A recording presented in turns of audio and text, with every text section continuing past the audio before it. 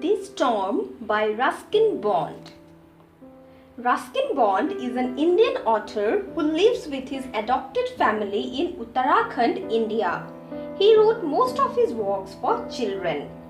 In this chapter, we will read about the difficulties that a family faces because of storm.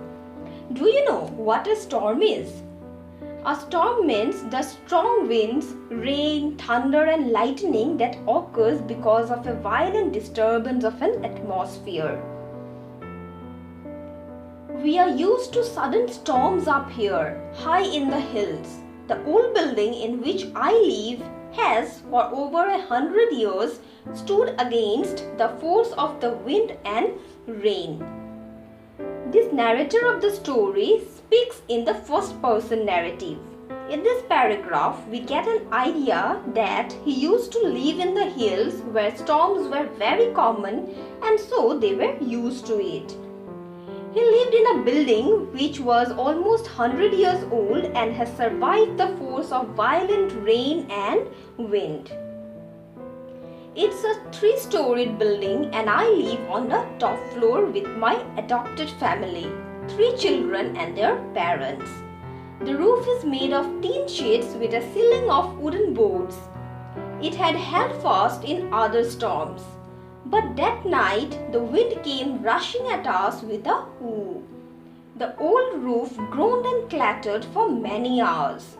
The rain hit the window and the lights kept coming and going. In this paragraph, the narrator describes the building in details. He used to live in the top floor of the 3-storied building. His family was adopted. That means it was not his own family. In the family, there were 3 children along with their parents. The ceiling of the building was made of wooden boards and tin sheets. The narrator says that night was very different as the wind was very strong and violent. And the old roof made noises for several hours and there was also harsh sounds because the tin sheets were hitting hard against one another. It was raining heavily because of which there were disturbances in the electricity. We couldn't sleep but we stayed in bed for warmth and comfort. After about 4 hours, the roof could take it no more. My part of it was the first to go. They could not sleep and were in bed for warmth. But after 4 hours, the roof started breaking and the narrator says that his part was the first to go. The wind got under the roof until with a ripping sound the metal sheets blew off. Some of them dropped with claps like thunder on the road below. So that's it. I thought nothing worse can happen. In this paragraph, we see the storm started worsening. The metal sheets started falling down here and there and some of them even dropped on the road making loud sounds. And the narrator thinks that nothing can be more worst than this. But suddenly I felt icy water on my face. I leapt from my bed. A large part of the ceiling had blown off. Water was all pouring onto my open typewriter and on the radio, bed covers and clothes cupboard.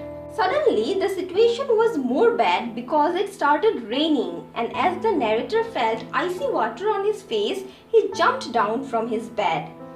Water was all over in his room, destroying his things like his typewriter, radio, bed covers and clothes cupboard. Picking up my precious typewriter, I stumbled into the front room. Water poured through the window, slats down on the bookshelves. But by now, the children had joined me. The narrator picked up his typewriter and walked towards the front room. The children too joined him to pick up the books from the shelf as water poured into it through the windows. Dolly and her brother picked up armful of books and carried them into their room. The floor was wet, so the books had to be piled on the beds. Suddenly, a large field rat leapt onto the desk. Dolly squealed and ran for the door. "It's all right," said Mukesh, her brother. He is only looking for shelter from the storm. As there was water on the floor, so Dolly, that is his sister, and her brother kept the books on the beds in the front room. While they were doing the work, suddenly Dolly saw a rat on the desk. She started shouting and ran towards the door. Her brother Mukesh said her not to be afraid because the rat was also trying to save itself from the storm. 2 rooms were now roofless. We saw flashes of lightning and then the lights went out. The children's father had already found the lamp and we went on moving books, papers and clothes to the children's room. There was no current supply now and 2 of their rooms were also roofless. Still, they kept on working as the children's father found a lamp to remove the darkness.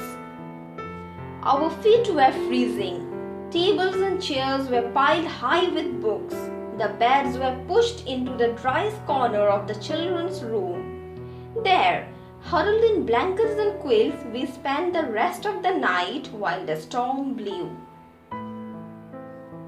As they kept on working and there was water all over in the ground, so their feet were freezing. That is, were very cold. There were books piled all over in the tables and chairs and even in the bed. They had to spend the entire night sitting under blankets and quilts to save themselves from the harsh weather. Slowly, the wind stopped and it began to snow.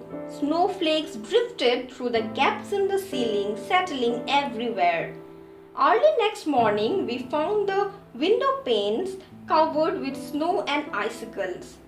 Then the rising sun shone through the gaps in the ceiling and turned everything to gold. Snow crystals shone like diamonds on the empty bookshelves. After some time, the wind stopped and it began snowing. The snowflakes were moving slowly in the air and entered the room through the holes in the ceiling.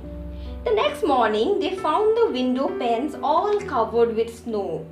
And after the sun rises, its rays enter the gaps in the ceiling, and the narrator says that the snow looked like golden in color and the snow crystals were shining like diamonds on the bookshelves.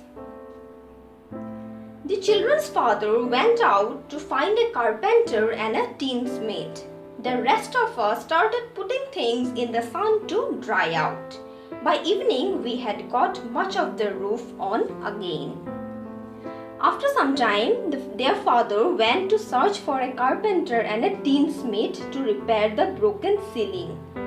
And the other members of the family started moving out the things in the sun to dry as it was all wet. The entire day they worked all together and by the evening much of the roof was repaired once again. That means at the end they were able to overcome all the problems and difficulties which they had to face the previous night.